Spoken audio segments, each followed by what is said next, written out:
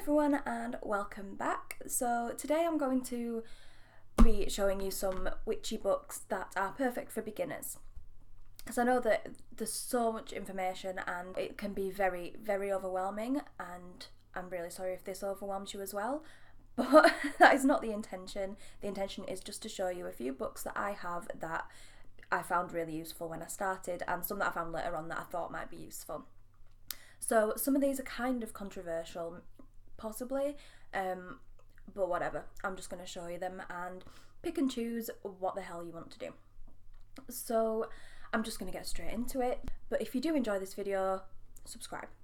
The first one that I would recommend is one of the first books that I actually bought. There are so many different paths when it comes to kind of witchcraft, paganism, whatever, so it can be very overwhelming to kind of know which one's which and how to kind of choose or what to do, So this, Pagan Paths, is it's by Pete Jennings, and this is, oh god, it helped me so much when I was starting because it is so overwhelming to kind of look at all the paths and try and actually choose one. Now, you don't have to choose one, obviously you can do whatever the hell you want, and he is quite open to that idea, I believe, in this. It's been a while since I've actually read it, but you can see on the front there with the symbols that they've got that there's kind of a mixture of, you know, different beliefs that he goes through. The contents are festivals and rites of passage, sacred sites, then he's got a section on hereditary and traditional witchcraft, section on Gardnerian witchcraft, Alexandrian Wicca, later offshoots including CX and progressive witchcraft, hedge witch traditions, god I've got a cold, I'm so sorry, druidry, Asatru and the northern tradition, shamanism, male and female mystery groups and psychic questers, eclectic paganism, which is kind of just doing a bit of a mixture, and foreign traditions, magical theory and its ethics, which I think is like super important and very, very interesting, using magic, where do we go from here, the future of paganism, and then obviously the bibliography and all that stuff. So for each section, it kind of talks a bit about what it is, and the thing that I like the most is if you kind of feel connected to whatever it's saying and feel like, yep, this is me, then he has this section like this here that says things to do, and says, so for this one, this is hedge witchery, so it says make a list of the types of activities you would like to incorporate into your personal religious methodology, such as meditation, tarot, ritual deities and so on. Also make a list of things you might not like to be involved in. Can you see any pattern or spiritual path they would point you to? Don't worry if they don't, keep a list and ask the same question after you've read the whole book.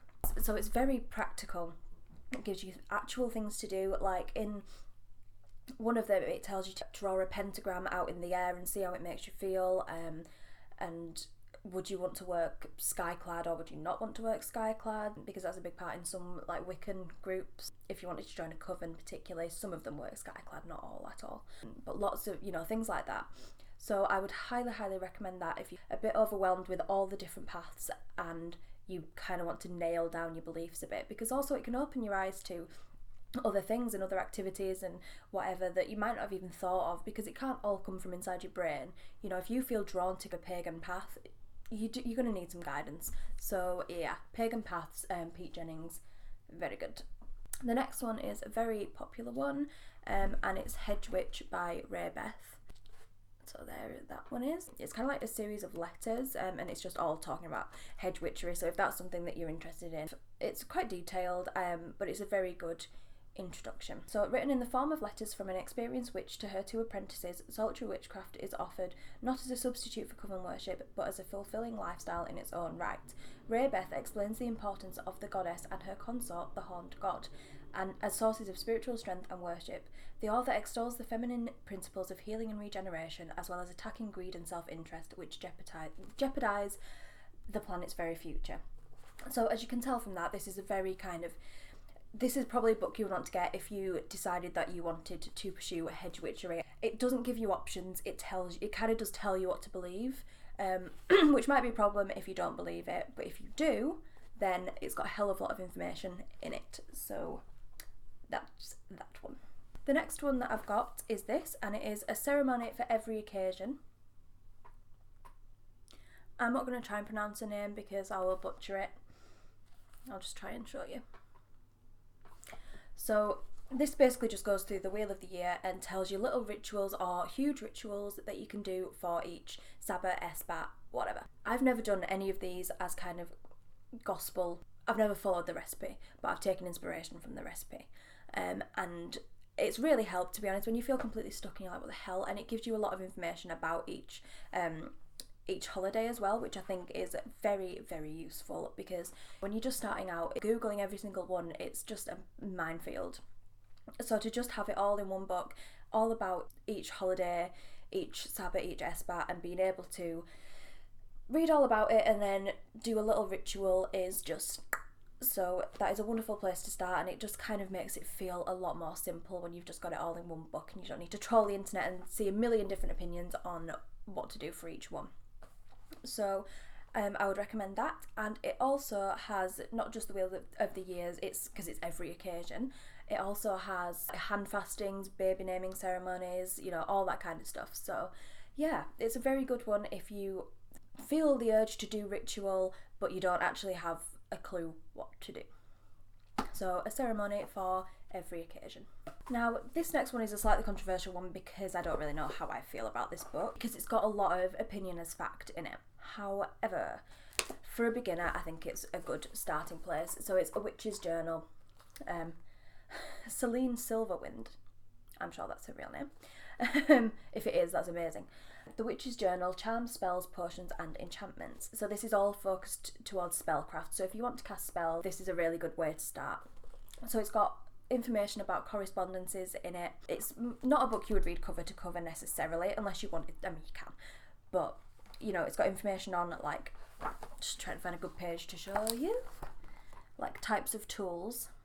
Oh, focus, you bugger.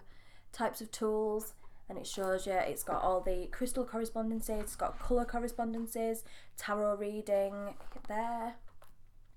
Obviously very basic. It's a very basic introduction to correspondences, and, you know, you don't need all of these. It's got information on consecrating the tools. It's got, which I really like, all sorts of deities in it. So it's got African, Chinese, Greek and Roman, Egyptian, Celtic, and it's got divine magic, when to avoid magic, astrology, planets, herbs, colours, crystals, bloody everything. So honestly, if you are starting the journey into casting spells and you want to know about correspondences, and like I say, you want it all in one simple book, then I would highly recommend this one. Now this last one I want you to take with a grain of salt, because I am actually going to be doing a video on this very soon once I've actually read the whole thing. So disclaimer, I haven't read it.